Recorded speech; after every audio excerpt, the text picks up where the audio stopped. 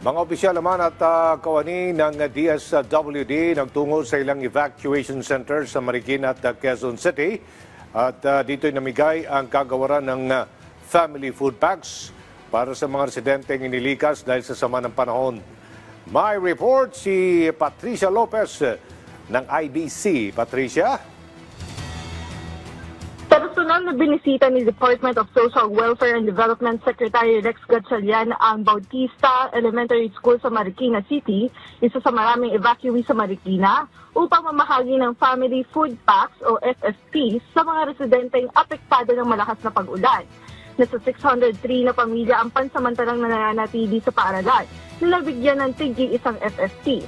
May sobra rin namang inihanda na family food packs ang ahensya, lalo pat inaasahan ng Marikina LGU na rarami pa ang mga magsisipuntahang evacuees sa paaralan. Kasama rin namang mamigay ni Secretary Gatchalian si Marikina Mayor Maan Teodoro na sinabing unti-unti nang bumababa ang tubig baha sa Marikina.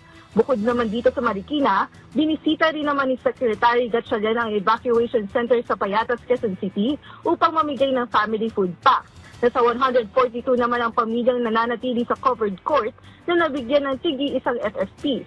Sa huling tala ng DSWD, umabot na sa halos 100,000 o eksakto 92,519 na kahon ng FFPs ang nabigyan na ng ahensya sa mga pamilyang apektado ng Bagyong Krising at ng Habagat sa rehiyon ng National Capital Region, Ilocos, Cagayan Valley, Calabarzon, Mimaropa, Bicol, Eastern Visayas, Zamboanga Peninsula, Soc-Sargent, Cordillera Administrative Region, Central Luzon at Western Visayas. Patuloy naman ang pakikipagtulungan ng DSWD sa mga lokal na pamahalaan upang agarang makapagpaabot ng pangunahing tulong at pangangailangan ng isang komunidad.